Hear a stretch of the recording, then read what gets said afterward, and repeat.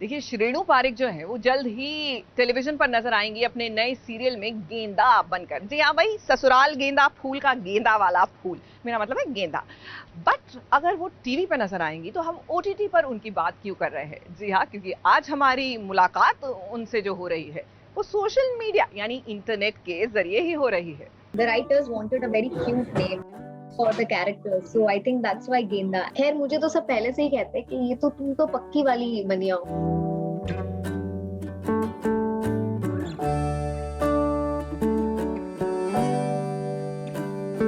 तो ये कुछ ऐसा था कि मैंने नहीं, गेंदा ने मुझे बुलाया है अपने पास।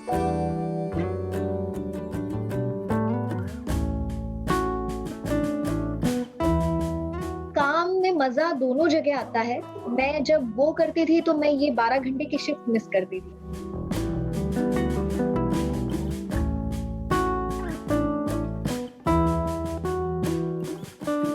तो हमारे दर्शकों को हम बताना चाहते हैं कि अब हमारे साथ हैं गेंदा बहू। तो श्रेणु, गेंदा बहू बनकर कैसा लग रहा है आपको? बहुत अच्छा लग रहा है। आई होप एंड प्रे कि ऑडियंस को भी उतना ही अच्छा लगे, क्योंकि ये अगेन श्रेणु के लिए बहुत ही अलग किरदार है। तो बहुत ही नर्वसनेस, प्यार, मेहनत, सब कुछ इकट्ठा करके मैं ये नया शो लेकर आ रही हूँ आप सभी के सामने, घर एक मंदिर कृपा अग्रसेन महाराज की। जी जी जी, मतलब किरदार तो नया है लेकिन ये नाम भी कुछ बहुत नया है। वैसे नया नहीं है, लोग बहुत जानते हैं, गेंदा फूल के बारे में जानते हैं, ससुराल गेंदा फूल, लोग ये गाना भी सुन चुके हैं, सीरियल भी देख चुके हैं, लेकिन शायद गेंदा बहू पहली बार मिलेगी लोगों को। एक्चुअली गेंदा तो खैर बहू बनने से पहले तो मम्मी और पापा ने नाम रखा था, पर इसके पीछे कैरेक्टर के लिए ये था कि जो लड़की है बहुत प्यारी, so they wanted, I mean, the writers wanted a very cute name for the characters, so I think that's why गेंदा, and I feel specially बहुत ही different और बहुत ही unique नाम रखा गया है इसे। तो आखिर क्या है ये, मतलब ये सोशल है, माइथो है, किस तरह का शो है ये? ये माइथो नहीं है। हमारे शो का जॉनर है सोशियो ड्रामा, मतलब सोशल ड्रामा है ये। एंड आज की कहानी है, माइथो बिल्कुल नहीं है। हम महाराज अग्रसेन जी, जो एक बहुत ही ऐतिहासिक राजा हुआ करते थे कुछ 5000 साल पहले, जिन्होंने अग्र समाज, जो अग्रवाल कम्युनिटी आप देखते हैं, जो बनिया कम्युनिटी है, उसको स्थापित किया था उन्होंने। उस टाइम पे उस कम्युनिटी को कहा जाता था बिजनेस कम्युनिटी,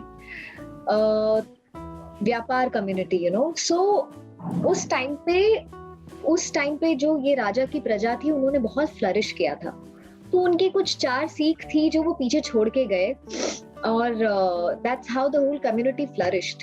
तो यही 4 प्रिंसिपल्स को ये लड़की गेंदा और उसका परिवार आज तक फॉलो करते हैं, और कैसे वो चाहती है कि उसकी शादी भी जिस घर में हो, वहां पे महाराज जी का उतना ही उल्लेख हो, उतना ही मान सम्मान हो।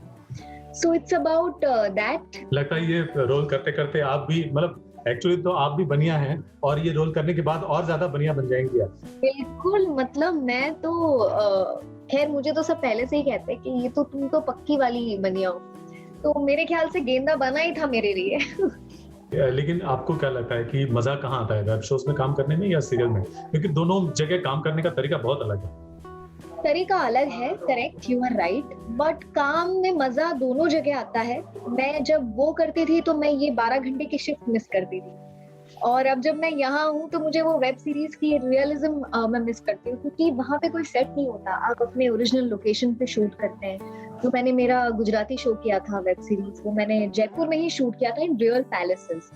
सो एक वो रियल टच यहाँ पे मिसिंग है, बट आपको अगर रोज शूट करना है तो एक सेट होना चाहिए।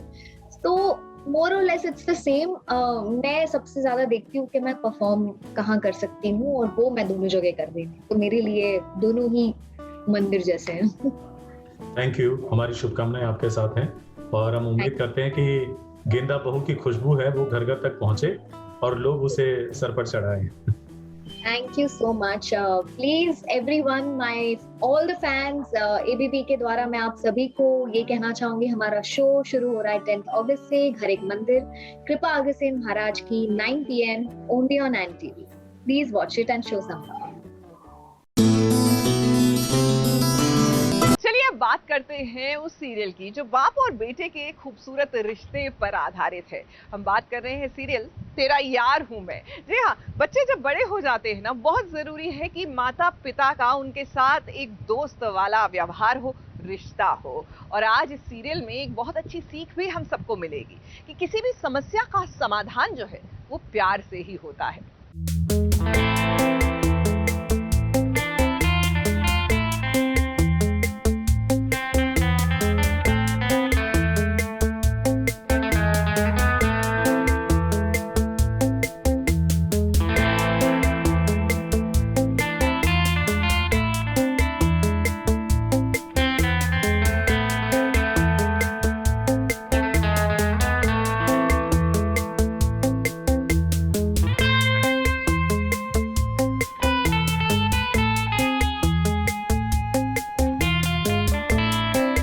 बात तो बिल्कुल सच है कि छोटे बच्चे जब बड़े हो जाते हैं, टीनेज में आ जाते हैं, तब उन्हें संभालना बहुत ही मुश्किल हो जाता है। राजीव के साथ भी इन दिनों ऐसा ही हो रहा है। वो जानता है कि उसके बेटे ऋषभ को गलत संगत मिल गई है, लेकिन अब बड़े होते बच्चों को सीधा बोलना भी तो ठीक नहीं है। इसीलिए दलजीत के साथ मिलकर बर्थडे सेलिब्रेशन हो रहा है ऋषभ का।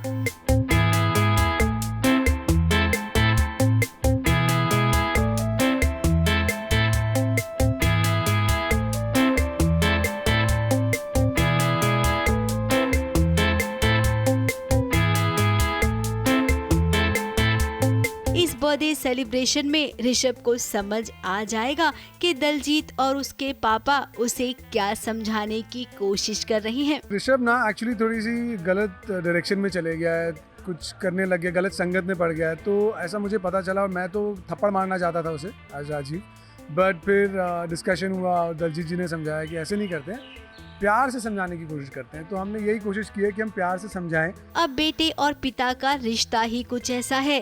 पिता अपने बेटे को हमेशा कहते हैं कि तेरा यार हूँ मैं, तो भाई यारों वाली बातें भी तो करनी पड़ेगी।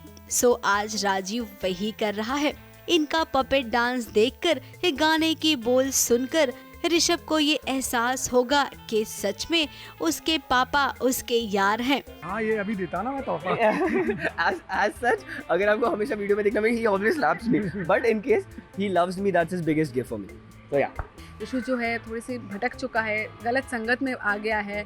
So out of love, and I think this a beautiful message which is here that for all the parents, all the kids, you know, डांट के नहीं, प्यार से अगर आप समझाओ तो वही हमारी कोशिश है। अब जाते जाते हमने जो सुना है वही कहेंगे कि इस सेलिब्रेशन के बाद एक धमाका होने वाला है। अब वो धमाका कैसे होगा, कौन करेगा, ये आपको बहुत जल्द पता चल जाएगा। है मुंबई से रुजेला फर्नांडिस के साथ एबीपी न्यूज रिपोर्ट।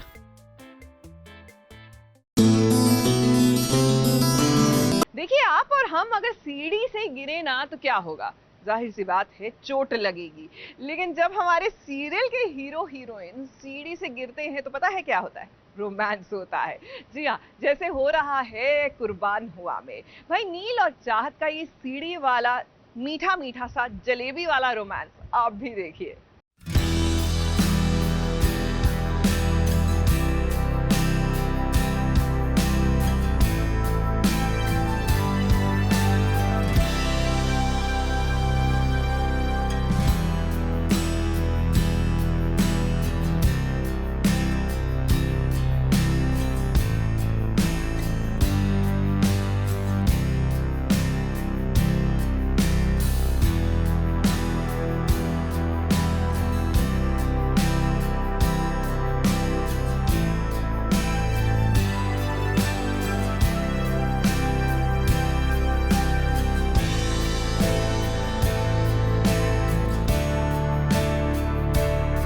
अभी टीवी सीरियल में सबसे ज्यादा रोमांस ही तो चलता है। हीरो हीरोइन का रोमांस दिखाओ और सीरियल को हिट बनाओ। ये फॉर्मूला तो भाई काम करता है, मेकर्स जानते हैं। तभी तो आजकल आप देख रहे होंगे नील और चाहत के बीच छोटे छोटे प्यार के पल आ रहे हैं। कि कभी नील ज्यादा रोमांटिक हो जाता है तो कभी चाहत।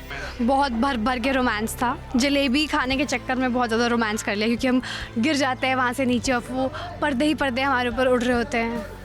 अब इनके घर में शादी ब्याह का मामला चल रहा है, तो ऐसे में बहू रानी को दी गई है शादी की सभी जिम्मेदारियां।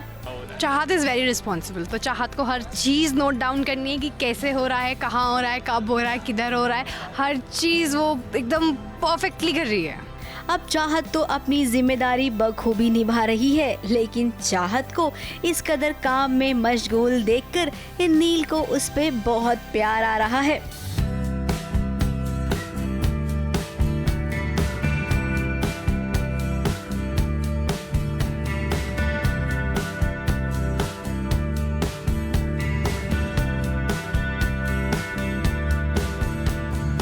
नील बहुत बिला बैठा हुआ है ना, नील कुछ काम तो कर नहीं रहा है, तो नील को रोमांस ही करना। चाहत इतनी बिजी है, नील तो कुछ कर नहीं रहा है, तो डिस्ट्रैक्ट कर रहा है वो मुझे बार बार आके।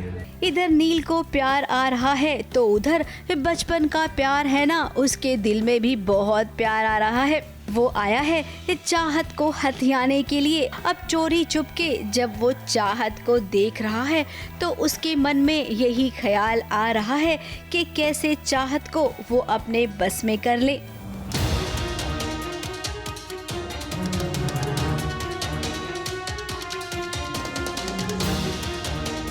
अब इस बचपन के प्यार को हम तो यही कहेंगे कि भाई चाहत और नील टीवी के पति पत्नी हैं, इनको दूर करना मुश्किल होगा तुम्हारे लिए। तो खैर, जिससे शादी करने आप आए हो ना, उसी से करिए और उसके बाद निकल लीजिए। मुंबई से कलीम सलमानी के साथ एबीपी न्यूज़ रिपोर्ट।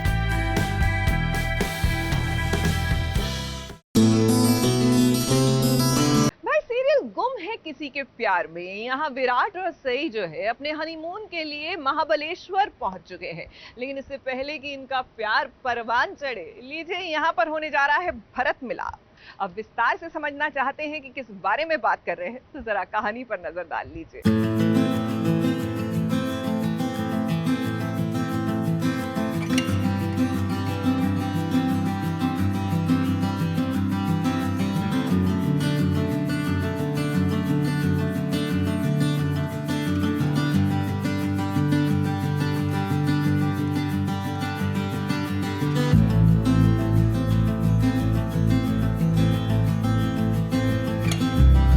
सम्राट जो गायब हो गया था, वो सम्राट जिसे पता चल गया था कि उसकी पत्नी उसी के भाई से प्यार करती है, जिसकी खातिर वो घर छोड़कर चला गया था।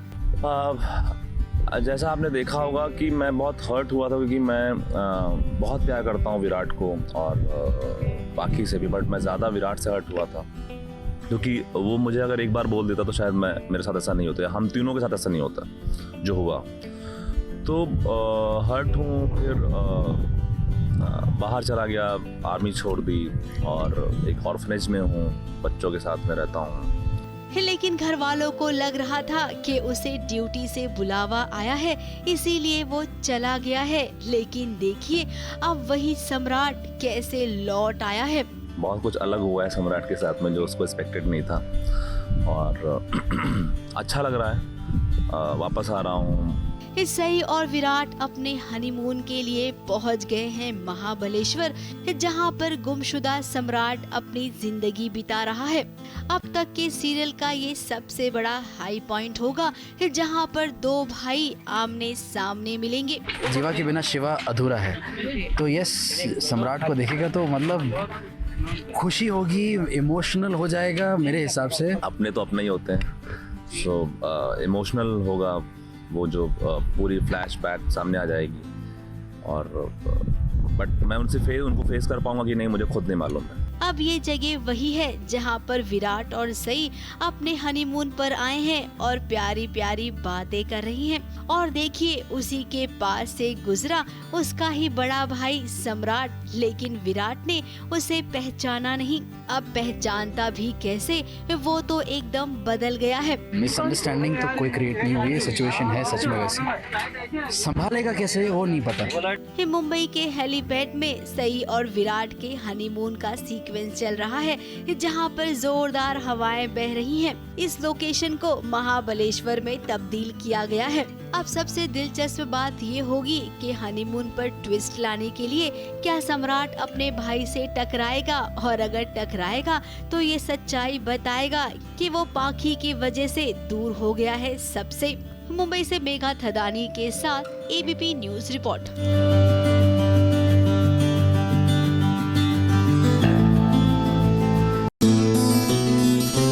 देखिए वीकेंड इज ऑलमोस्ट हियर और वीकेंड पर जाहिर सी बात है कि आप और हम करते हैं बिंज वॉचिंग। ऐसे में आपके पास एक बहुत ही धांसू कंटेंट है, डायल 100। तो चलिए आज मुलाकात करते हैं मनोज वाजपेयी और साक्षी तन्वर से, जो दोनों ही नजर आने वाले हैं इस सीरीज में।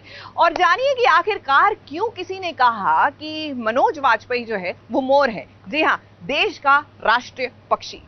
देखिए ना, Z5 पर एक धमाकेदार कंटेंट लेकर आ रहे हैं मिस्टर मनोज वाजपेयी एंड साक्षी तंवर जी। आप दोनों का एबीपी न्यूज में बहुत बहुत स्वागत है। Thank you very much. Manoj sir, मैं आपसे एक यहाँ सवाल तो नहीं, मैं आपको बहुत अच्छी चीज बताना चाहूंगा। हमें जब पता चला कि आपका इंटरव्यू हो रहा है तो हमने कुछ सोशल प्लेटफॉर्म्स पर एक खबर डाली और एक फैन ने बहुत इंटरेस्टिंग चीज लिखी आपके लिए। वो ये थी कि जैसे हमारा राष्ट्रीय पक्षी मोर है, वैसे इंडियन ओटीटी को अगर बाकी देशों में एक ब्रांड एम्बेसडर हो तो मनोज वाजपेयी होना चाहिए। क्या बात है, अरे थैंक यू वेरी मच। मतलब सीधा मोर। मतलब सर फैंस कुछ भी, मतलब उनकी जो थिंकिंग है काफी क्रिएटिव है, बहुत क्रिएटिव हो जाती है कभी कभी। तो इसी बात पे ये पूछना चाहूंगा सर, बैक टू बैक ये जो तीसरा कंटेंट है, इसमें कहीं ना कहीं आप देश की जो सुरक्षा करने वाले जवान हैं उनसे जुड़े हुए आपका तीसरा कंटेंट है इस साल में। तो वो चीज को आपने बिल्कुल उतार रही है, बिकॉज हम भी अगर कभी पुलिस वाले को देखते हो तो उसके अंदर हमको मनोज वाजपेयी की शक्ल नजर आने लगती है। वेरी गुड, बहुत अच्छी बात है, क्या बात है। तो अभी इसके बाद जो है बहुत समय तक नहीं देखने वाले हो गुरु।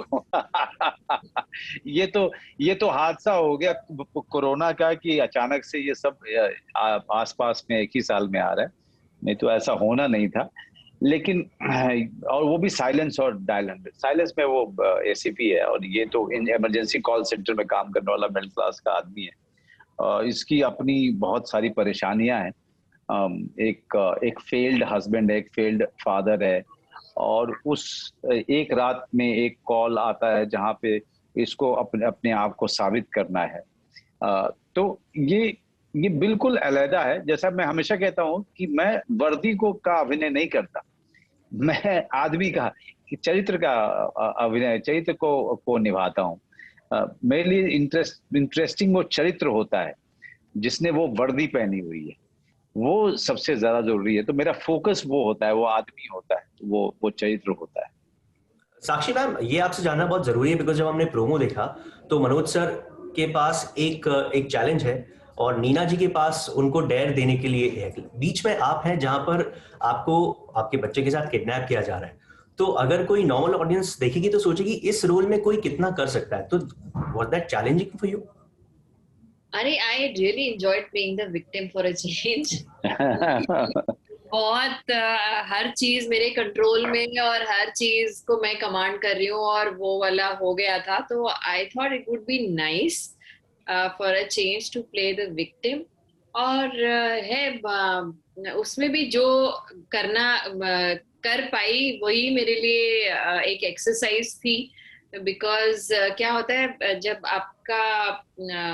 आपकी जब पर्सनैलिटी ऐसी होती है स्ट्रॉन्ग थोड़ी सी, और आप कैरेक्टर्स भी वैसे करते हैं, तो फिर उसको लूज करना एक एक्सरसाइज या एक चैलेंज होता है। So I was that's what I tried to do. In fact Manoj sir ने एक चीज सिखाई थी बहुत पहले, स्टेटस प्ले, कि आपकी जो पर्सनैलिटी है वो आपके कैरेक्टर के ऊपर नहीं होनी चाहिए।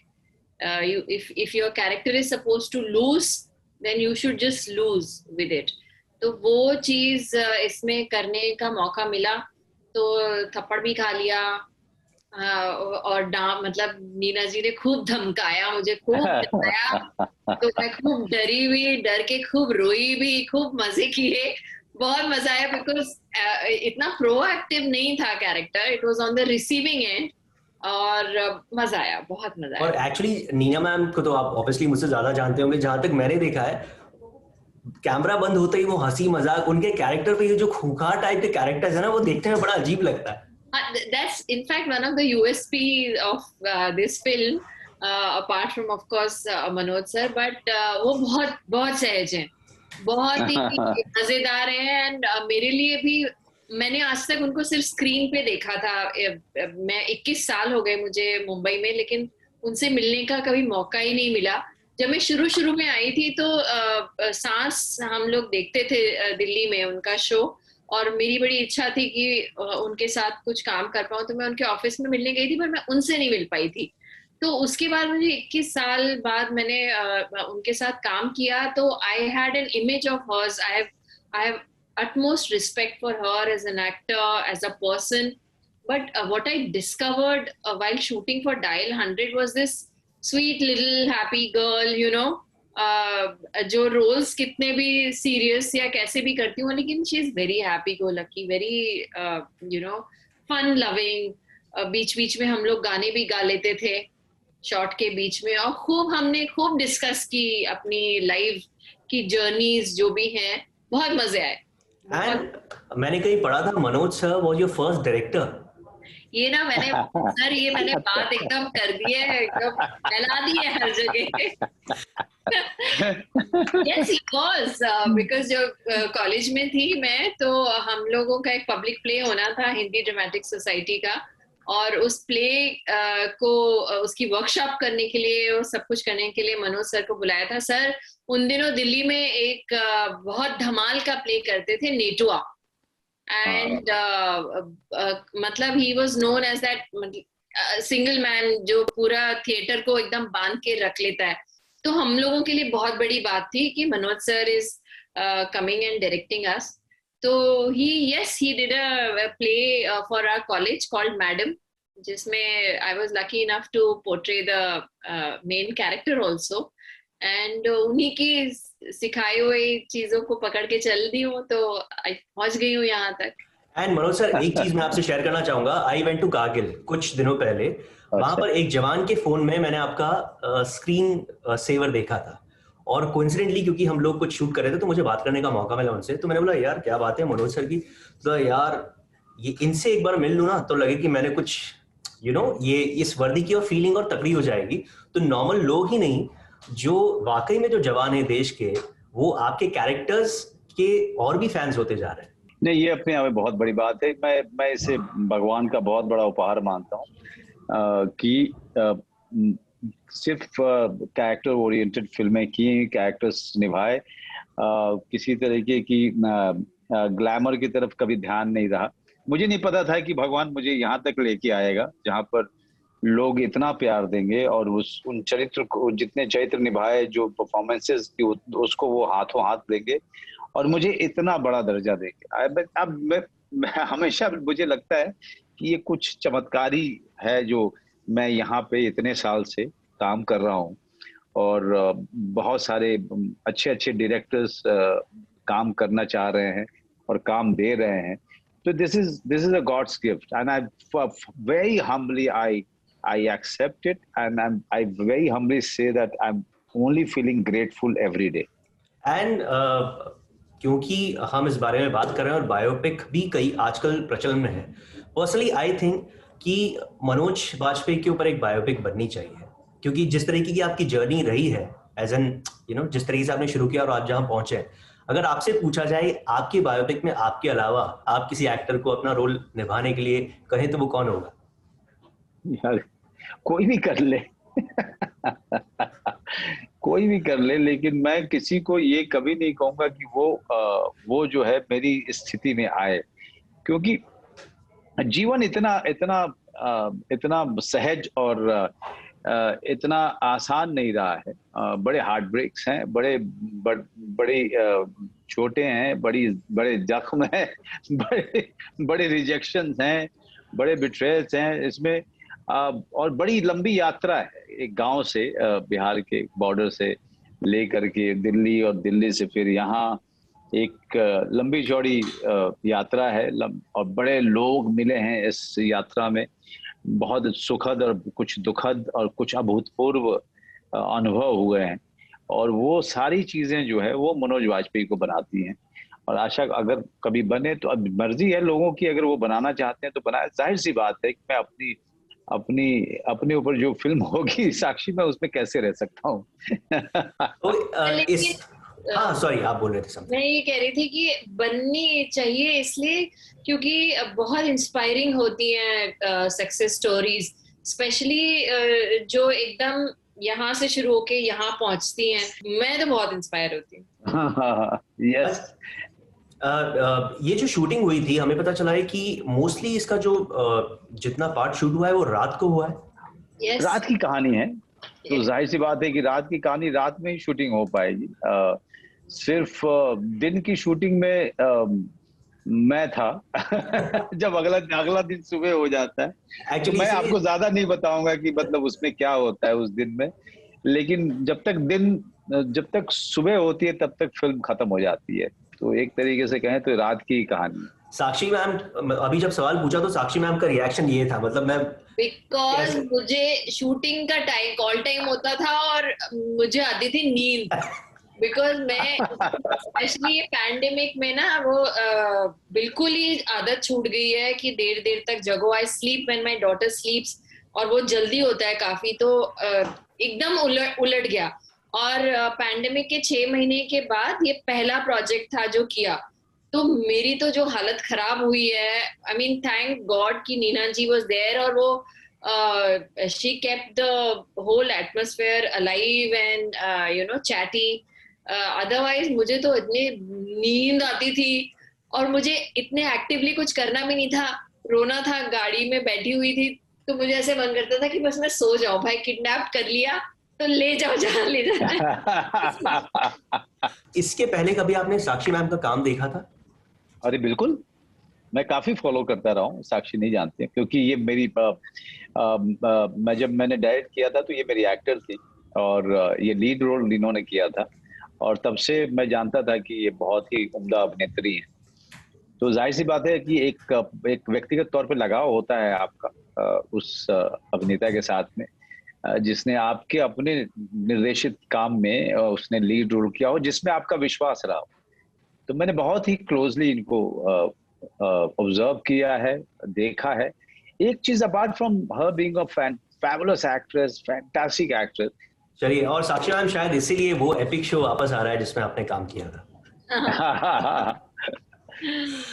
तो चलिए, थैंक यू सो मच, बहुत अच्छा लगा आप दोनों से बात करके। उम्मीद करते हैं डायल 100 बहुत अच्छी चले, सुपर हिट हो ओटीटी के ऊपर, and wish you all the luck. Thank you dial 100 ZEE5 पे 6 अगस्त को जरूर देखिएगा। सर इसलिए मैं आपका फैन हूँ, एक्टिंग तो है ही, लेकिन ये जो अंदाज है ना इंटरव्यू का, I swear one of the best interviews I get when I do it. Thank you. और चलिए हमारे साथ कनाडा की सैर करने के लिए हो जाइए तैयार, क्योंकि कनाडा में है शहर की कहानी। जी हाँ, सही समझे आप, हम बात कर रहे हैं छोटी सरदारनी की। अब कनाडा में है शहर, और वहां पर अब लव ट्रायंगल की हो चुकी है शुरुआत, यानी कि प्रेम त्रिकोण के साथ इस कहानी में भी आएगा थोड़ा और इंटरेस्ट, एक ट्विस्ट और कुछ रंग।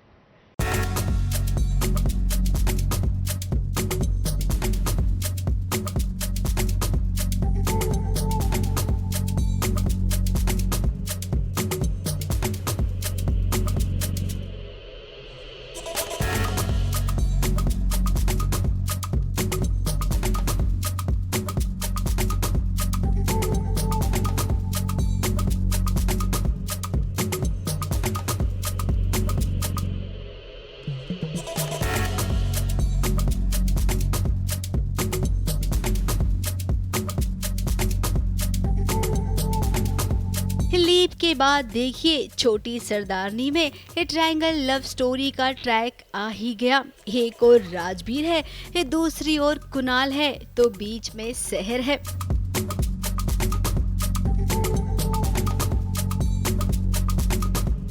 अब जैसा कि सहर ने राजवीर से मिलवाया है कुणाल को ये बोलकर कि ये उसका बॉयफ्रेंड है, तो ये बात सुनकर राजवीर को धक्का तो लगा। उसे लगा कि अब उसका दिल टूट गया है, और ये नज़ारा देखकर तो और भी ज्यादा जब सहर ने कुणाल को अंगूठी पहना दी। या एब्सोल्युटली, इनफैक्ट आई थिंक कल का ही टेलीकास्ट था जहाँ पे वो पूरी तरह से एस्टैब्लिश हो चुका है कि ये लव ट्रायंगल है। मतलब मेरी एंट्री ही कल के एपिसोड से हुई है, सो अभी मज़ा शुरू होगा because Rajveer has already fallen head over heels for सहर, और उसको आइडिया नहीं था कि सहर की लाइफ में कुणाल है। अब भी ये ट्रायंगल लव स्टोरी ऐसे क्यों शुरू हुई? क्योंकि हमें तो लगा था कि राजवीर ही इस सहर के लिए परफेक्ट है, लेकिन सहर तो राजवीर को अपना दोस्त मानती है, सबसे अच्छा दोस्त। कुणाल को लेकर उसके दिल में कोई अलग सी फीलिंग्स है, ऐसा लग रहा है। अब राजवीर भले ही इस प्रोमो में दिख रहा है कि सहर ने कुणाल को चुना है, लेकिन आप एक काम कीजिए, फटाफट से इंडिया जाइए और सहर के दोनों भाइयों से मिलिए, परम और करण। अगर आप उन दोनों को पसंद आ गए ना, तो सहर आपसे जरूर शादी करेगी, क्योंकि वो अपने भाइयों की बात कभी नहीं टालती है। हमारी इस सलाह पर गौर जरूर फरमाइएगा।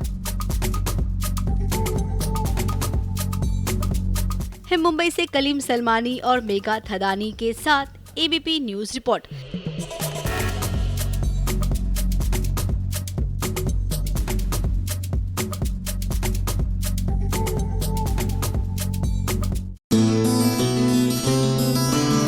बात करते हैं सीरियल अनुपमा की, जहां होने जा रही है एक परफॉर्मेंस, गुरु शिष्य परफॉर्मेंस। अब इस परफॉर्मेंस के लिए हमारी अनुपमा तो तैयार है, लेकिन पाखी टेंशन में है, और टेंशन इसलिए क्योंकि इन्होंने माँ का दामन छोड़कर काव्या का हाथ तो पकड़ लिया, लेकिन एज यू नो काव्या, भाई काव्या को अपने से फुर्सत हो तो वो जाकर पाखी पर ध्यान दे।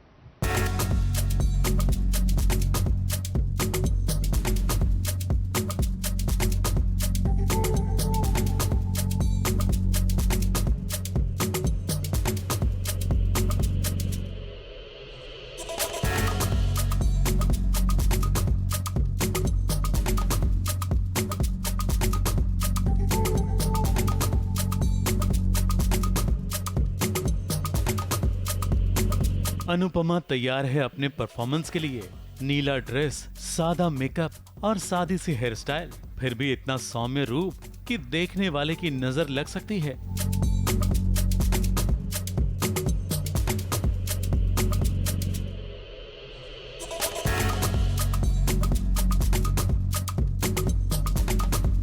शायद इसीलिए समर अपनी माँ का ये रूप देखकर थू थू थू करने लग गया। और देखिए अनुपमा और उसके स्टूडेंट्स कितने खुश हो गए हैं।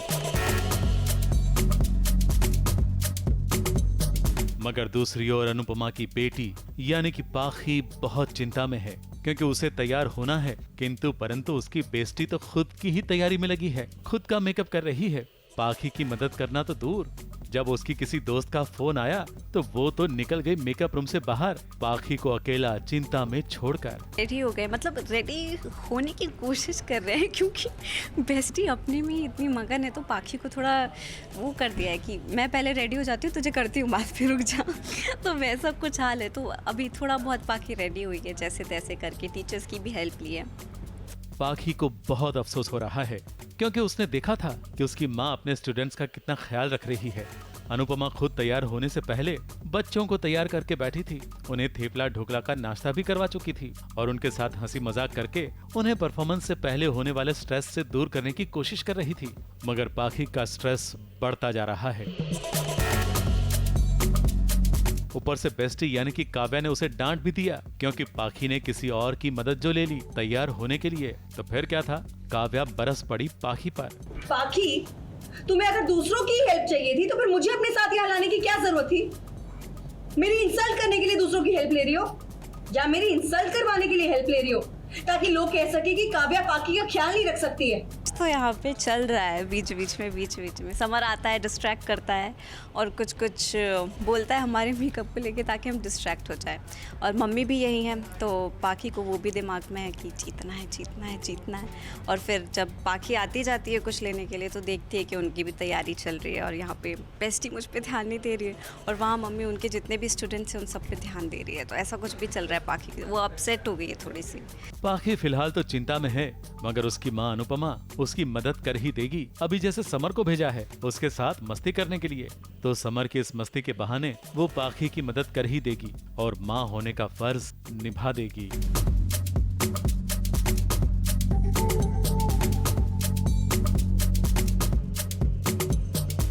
मुंबई से नेहा सावंत के साथ एबीपी न्यूज रिपोर्ट।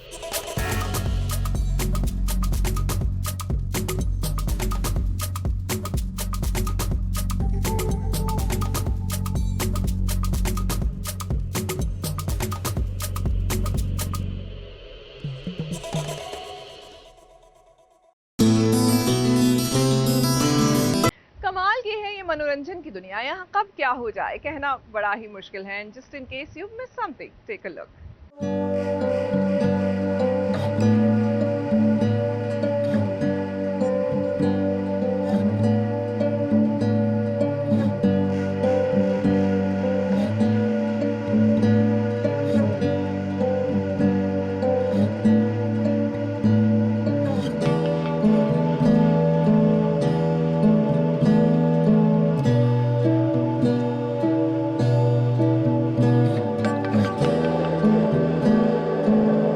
अनुपमा को जो प्यार उसकी बेटी पाखी से मिलना चाहिए था वो तो उसे मिलता नहीं है। इसीलिए तो भगवान ने उसे इतनी प्यारी बहुरानी दी है किंजल के रूप में, जो अपनी सास को सास का माँ ज्यादा मानती है।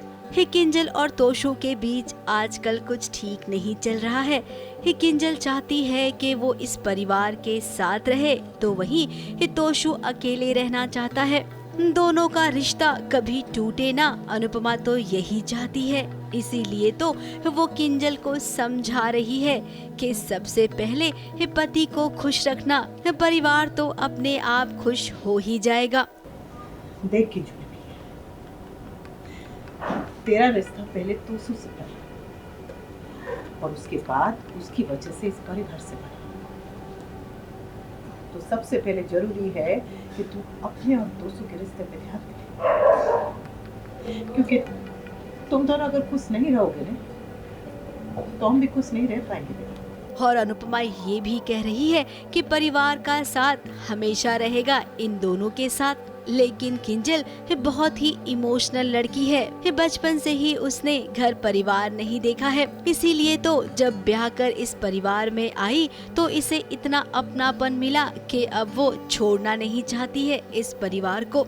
लेकिन कहते हैं ना, जिंदगी की रीत ही ऐसी होती है, लड़की एक बार ब्याह कर आ जाए तो उसे पति के साथ ही रहना पड़ता है। अब आज का दिन इतना स्पेशल है, लेकिन आज के दिन सास बहू बहुत इमोशनल हो गए। एनुअल डे के लिए सभी तैयार हुए हैं और सब मिलकर अनुपमा को चेयर अप कर रही हैं कि यहाँ पर एनुअल डे में सबसे अच्छी परफॉर्मेंस अनुपमा की ही होगी। अनुपमा का ये डांस परफॉर्मेंस है, पहला डांस परफॉर्मेंस, स्टेज परफॉर्मेंस है जो कि बहुत बड़ा होने वाला है। एनुअल फंक्शन है, पाखी का भी परफॉर्मेंस है, so she is very excited for her daughter also and for her self also कि यू नो उसकी भी स्टूडेंट्स परफॉर्म करने वाले हैं, अनुपमा के students. So the entire family बहुत खुश है और बहुत एक्साइटेड है कि ये परफॉर्मेंस बहुत धूमधार होना चाहिए। अब देखना ये होगा कि ड्रामा वहाँ पर क्या होगा, क्योंकि पाखी और काव्या भी तो है जो वहाँ पर परफॉर्म करने वाले हैं। मुंबई से कलीम सलमानी के साथ एबीपी न्यूज रिपोर्ट। आपकी नजरों में, जी हाँ, सीरियल में असली नकली का खेल चल रहा है। मेरा मतलब है Sita Gita type, actually not Sita Gita types, क्योंकि वहां पर तो वो दोनों आइडेंटिकल थी ना। यहाँ पर तो असली और नकली नंदिनी दो अलग हैं, शक्लें अलग हैं, आदतें अलग हैं, कैरेक्टर अलग है। लेकिन फिर भी क्या दर्शक को पता लग जाएगा कि उनके साथ जो रह रही है वो उनकी असली नंदिनी नहीं है। आपको और भाई को धोखा मैंने दिया है, भाई की कोई गलती नहीं है। प्लीज भाई को फिर से अपना लीजिए ना। मैं सोच रही थी कि आप लोगों के दिल इतने बड़े कैसे हो गए कि आपने मुझ जैसे धोखेबाज को माफ कर दिया। बात पर विश्वास नहीं करो, लेकिन मैं रोज द्वारकाधीश से प्रार्थना करती थी कि मेरे नंदिनी को किसी तरह वापस ले आइए, और ये तो अच्छा हुआ कि आपने मुझे सब बता दिया, क्योंकि सारा कंफ्यूजन क्लियर हो गया। ये भोली भाली सी नंदिनी अब कितनी बेबाक हो गई है। अब जिसके साथ ससुराल वालों ने धोखा किया हो, भला उसे तो बेबाकी दिखानी ही पड़ेगी। जब वो अपने ससुराल लौटी तो उसका दिल टूट गया जब उसे पता चला कि नंदिनी की जगह चार्मी आ गई है।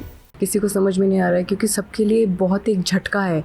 एक तो सबसे बड़ा झटका है, घर वालों को पता चलता है कि नंदिनी जिंदा है, जो कि अभी तक नहीं पता था, मुझे भी नहीं पता था। और जो कुछ भी हो रहा है घर में, वो सब भी नंदिनी को पता चलता है, तो सबके लिए झटके पे झटका है। ये झूठे ससुराल वाले और उनकी बातें भी झूठी। ये झूठ बोलकर उन्होंने दर्श और नंदिनी का रिश्ता ही खत्म कर दिया। Shock of course and disbelief, what is this, how is this possible and all of that। और अब एक और झूठ, जहां पर ये कहा जा रहा है कि चार्मी किसी और के नहीं बल्कि दर्श के बच्चे की मां बनने वाली है, जबकि हम सब जानते हैं कि ऐसा कुछ भी नहीं है। नंदिनी को यूँ सामने देख शौविक ने माफी मांगी कि उसी ने सारा कुछ स्यापा किया है। अब बिल्ली चली, वो क्या क्या कहावत है, चूहे खाकर बिल्ली चली हज पे, समथिंग हज को चली। हाँ, तो बस वही सीन है। आके अब बोल रहे हैं कि अब मैंने सब किया था, ये था, उनकी तो कोई गलती नहीं थी, अब वापस आ जाओ। वो सब चीज़ें तो पिघल तो रही है ऑफ कोर्स, क्योंकि वो प्यार तो करती है ना दर्श से, तो अंदर तो फील हो रहा है। पर देन ऑफ कोर्स वो सेल्फ रिस्पेक्ट और वो सब भी है, इंटेग्रिटी, तो उसके लिए I think she is holding back end of course.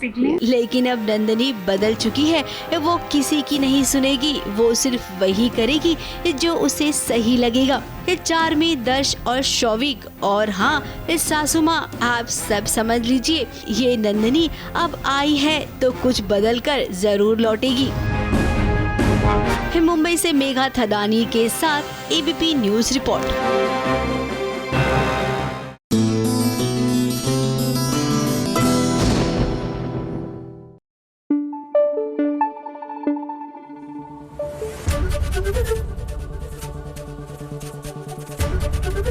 ABP news आपको रखे आगे।